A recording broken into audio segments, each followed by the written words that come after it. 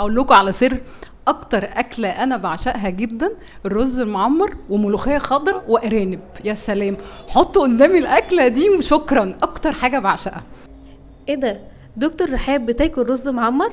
هو ينفع الرز المعمر يا دكتور يدخل معانا في الدايت؟ دكتور رحاب، ايوه، ايه عادي، انا زي اي حد بيحب الرز المعمر وبيعشق كمان. اقول لكم على سر.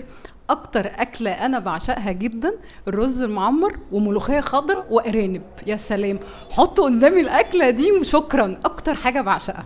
بصوا بقى يا جماعه، موضوع منتهى البساطه. اولا انا عامله رز المعمر ده بجد، انا طباخه ماهره، ومش عايزه اقول لكم صينيه رز معمر تاكلوها عامله ازاي وصحيه ازاي بقى. ازاي؟ بصوا بقى واحده واحده.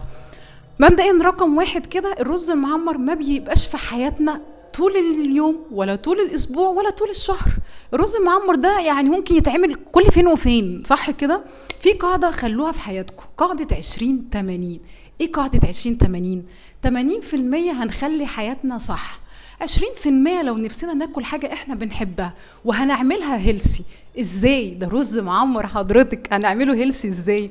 بصوا بقى، الرز المعمر هو رقم واحد عبارة عن رز بلدي هاي جلايسيميك اندكس، بيرفع لي الانسولين على طول، مؤشر سكري عالي جدا، صح؟ تمام. تاني حاجة عبارة عن اللبن، وكمان بنستخدمه كامل الدسم، ما ينفعش لبن ما فيهوش دسم. بلس ان احنا بنحط عليه القشطة البلدي وبنحط عليه سمنة فلاحي وزبادي. هو ده مكونات الرز المعمر، صح يا جماعة؟ تمام. واحدة واحدة كده بقى. مرضى السكري واللي بيعملوا دايت ينفع ياكلوا رز معمر؟ ينفع ياكلوا رز معمر. ازاي؟ ركزوا معايا وانا هقول لكم ازاي. اول حاجه، احنا عارفين الرز البلدي ده طبعا ما بنحطوش كل يوم، ودايما ريكومند بنروح للرز البسمتي. يوم ما هنعمل رز معمر هنعمل الخطوات الاتيه علشان خاطر نقلل الافكت بتاعه على الانسولين. اول حاجه، الرز بتاعنا هننقعه شويه حلوين، برضو مش هيقلل الجلايسيميك اندكس قوي، ولكن لما هنبدا ان احنا نعمل الرز احنا بنحط معاه دهون. الدهون دي بتقلل من الرز، يرفع لي سكر الدم على طول، بتبطئ من عمليه الامتصاص، هتبطئ لي من افراغ المعده، فبالتالي هتعلي لي ساتايتي اندكس. يبقى اول حاجه هنقعه كويس. رقم 2، هبدا ان انا احط معاه الدهون الصحيه، ولكن مش دهون صحيه اللي هو بص بقى قشطه قد كده والسمنه البلدي قد كده واعملي بقى رز معمر وايه، لا، بالراحه. المعلقه الصغيره من السمنه البلدي او القشطه هي دهون صحيه، تمام، مفيش مشكله وحلوه جدا، ولكن بتدينا سعرات كتير. الجرام الواحد بيدينا 9 كالوري، فمعلقه صغيره انت بتتكلم في حصه دهون، فخلينا بالمعلقه بحيث تبقى انت عارف انت حاطط كام دهون وما يبقاش دهون كتير. ونحط كوبايه زبادي، ما عندناش مشكله، وكوبايه اللبن. احنا عارفين كوبايه اللبن، الكوبايه بتدينا 15 جرام من النشويات وهتدينا دهون 8 جرام دهون. حلو كده؟ تمام. طيب، عملنا الرز وحطينا القشطه الجميله بتاعتنا على الوش ودخلنا الرز المعمر. انا كنت عامله في المقدار ده، عامله كوبايتين رز. حلو كده؟ ال100 جرام رز بيدينا 4 حصص نشويات. ال3 معالق من الرز، لو احنا عملنا الرز ده يا نورهان تعالي، لو انت بتاكل الرز وبدات ان انت تجيب بالمعلقه بتاعتك، طبعا عامله قطع ليه؟ عشان اقنن الكميه اللي انا احطها في الطبق بتاعي. طب انا دلوقتي هاخد 3 معالق دي كده، بعرف ان انا واخد حصه، حصه 3 معالق حصه نشويات. خلي بالك لان في لسه في حصص دهون وفي بروتين كمان في اللبن، بس خلينا في النشويات لان دي اللي بتعمل سبايك للانسولين. طيب احنا خدنا 3 معالق صح كده حصه نشويات، 6 معالق كده حصتين نشويات. حلوه قوي. هنعمل ايه بقى؟ الرز الجميل بتاعنا بعد ما يطلع من الفرن سيبوه يبرد، ما تاكلوش وهو سخن ابدا.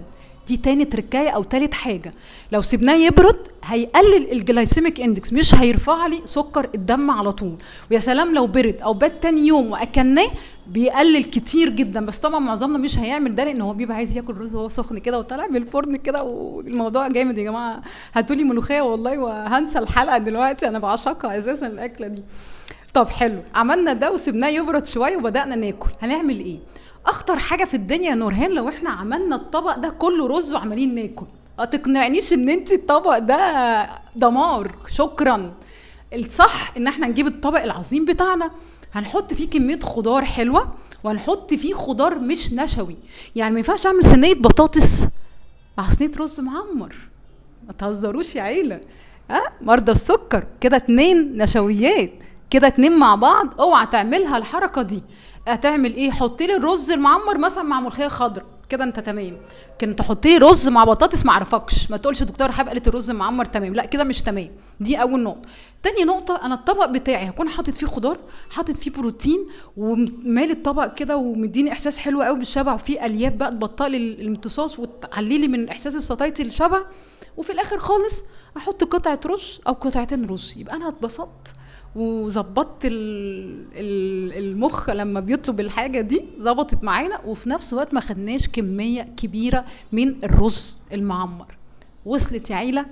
استمتعوا وانجوي، وخليكم ماشيين على قاعده 20-80، كله اللي نفسكم فيه ولكن بطريقه هيلسي. ايا كان الرز المعمر احنا عاملينه في البيت هيبقى افضل كتير من خيارات كتيره قوي بنجيبها من بره البيت. وخليكم فاكرين الرز المعمر مش معاكم كل يوم.